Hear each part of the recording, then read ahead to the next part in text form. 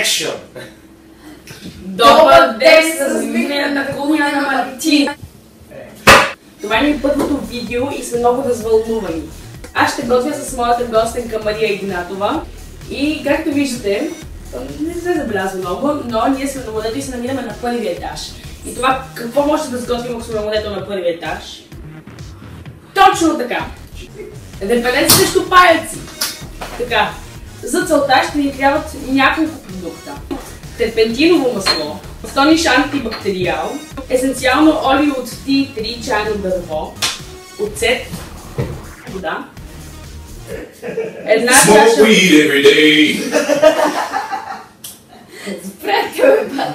Една чаша вода, едно зелено джизле. Много е важно да е зелено, защото ако е червено, особено много зле се получава. И няколко глави лимон. Глави лимон. Какво правим? Взимаме една купа от шкафа. Понякога може да е чекмедже да се намират купите. Взимаме една купа. Слагаме купата отпред. Оранжева.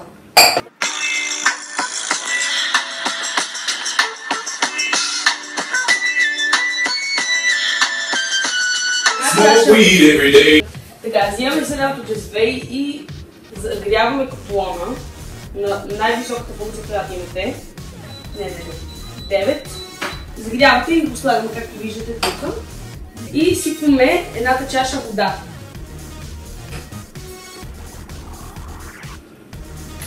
Така, сега продължаваме.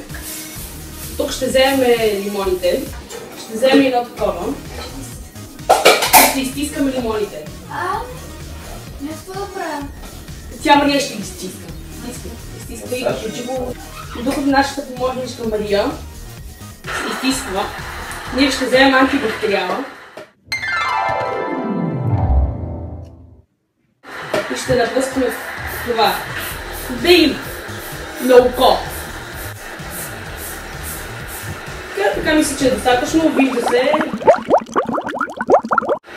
Така, добре. Мам, извини. Ау, мамо.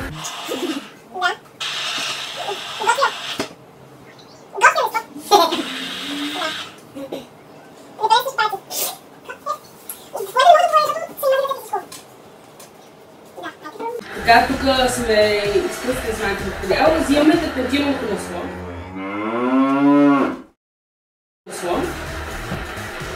Продава се в много производители, с аптеки, такива места. Той пак много така леко да има.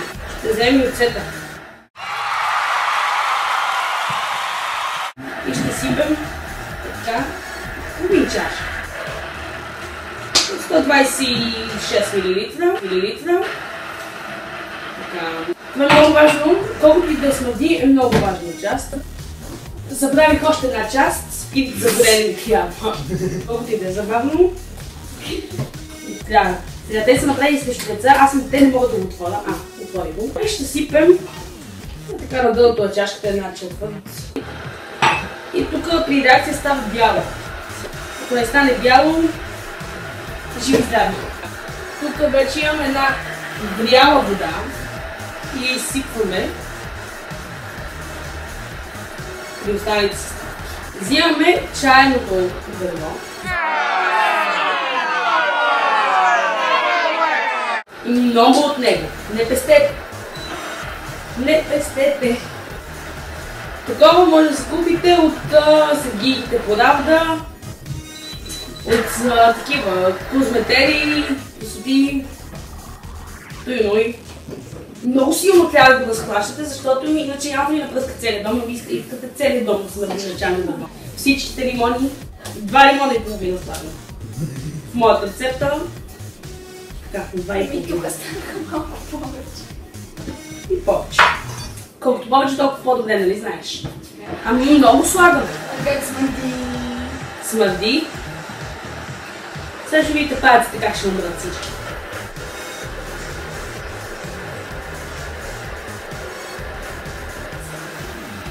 Препоръчвам ви да си взимате по-бързи помощнички. Този клип идва в моите. Може да ви свалите. А, те ви удари. Сега имаме готов фреш лимон. 2 лимона и половина, 3, 4, 5, някъде. Сипваме. Сега взимаме тези опаковки. Опаковки от лимона. Корите на лимона. Взимаме лимона и го нарязваме на малко такива. Да има разни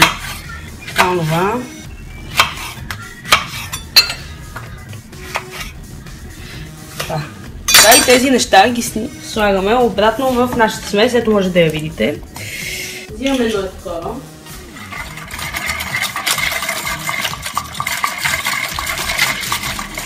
Така, нашия репелент срещу паяци е готов. Може да го видите. Сега начин на употреба е много важно, как се използва. Чайна лъжичка. Взимаме от лимоновия репелент. И където се събират паяци, където мислите, че не ви трябват паяци, пръскате. И започвате с една микрофибърна кърпа да разбършвате.